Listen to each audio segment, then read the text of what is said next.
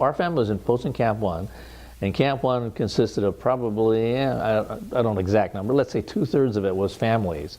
And it was a smaller section where all of the single men, the bachelor men that were housed in the same kind of barracks, except they were just all single men that lived there. And they're probably in there from their 20s to the 50s, and, the whole range of ages.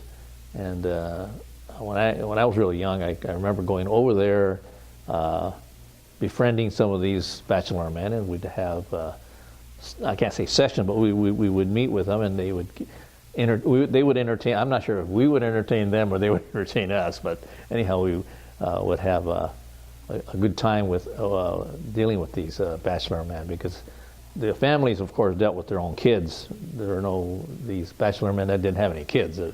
We were their entertainment. So let's see, that was probably in 1945 time frame, because I was like just about 1 year old in 42 when the internment came about. It was probably about 2 or 3 years, maybe 4 years old, something in that order, when in 1944 and early 45 is when I was a kid in camp, and that's where, and we would, one of the things that the bachelor men I convinced them to do is make these little nets up, and we would go after cicadas, moths, grasshoppers, and of course I'd go home and I stuck them in my pocket, and then when I get home, my mom would say, "All right, you can't come in the house until you empty your pockets." And she'd literally take my pants off and empty all the bugs out of it, because she obviously didn't want any bugs in the house. So, as bad as the house was at the time, it was just a barrack. First of all, my dad, it's interesting because lately he went to this Japan festival in Santa Cruz, and they actually had burnt rice biscuits they were selling there at the Japan festival. And I remember when I was a kid, because my dad was a cook at Poston, and he worked in the kitchen, obviously, and they made rice in large containers, and you had this layer of burnt rice. It's called koge, or black gohan, koge gohan on the bottom side. I mean, it wasn't completely black; it was just hard, and they would serve all the white rice, of course, in the dining hall, with this little thin layer, maybe quarter, half-inch thick koge gohan on the bottom. They would break up, and when the kid cleaned the kitchen up, the kids would come by to the back door of the kitchen, and he would break them off, put a little salt on, and hand them out to the kids.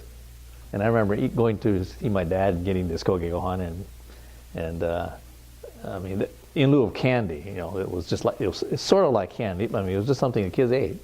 But it was interesting because here, 50 years later in Santa Cruz, they're selling this stuff. Like, whoa! Yeah, my dad was one of the gentlemen that actually carved these birds. And there was that book written by Daphne Hiratsune. It's called Art of Gaman. But it's a book that chronicles a lot of the artifacts that were made by the people that were in camp. And my dad actually carved a lot of these birds. And because I looked at the book Art of the Gaman and the ones that my dad made, what my dad did was really, really fine quality. And our family intends to do is donate it to the Smithsonian. Maybe we'll donate it here, I don't know. But these are he had made a collection of probably 20 or 30 birds. He went to an Audubon book, carved the birds, painted them all the colors of the feathers. Some are really beautiful. The ones that I really like are the ones that have the long, fluffy tails. Those he did a number of those. They're actually absolutely beautiful, and the precisionness is what really fascinated me. I didn't realize how meticulous he was in making really fine lines for all the feather lines, because they're all painted on this piece of wood. And the birds were really small, like an inch and a half or so. He had done a whole bunch of these, and I compared to the ones in the book, and I tell you, the ones that he did are a heck of a lot more precision and much more precise. One of the things I intend to do is I'm going to photograph them all and put them in a light box, and then I'm going to give them to all my brothers, because we're going to eventually give the whole collection to the Smithsonian.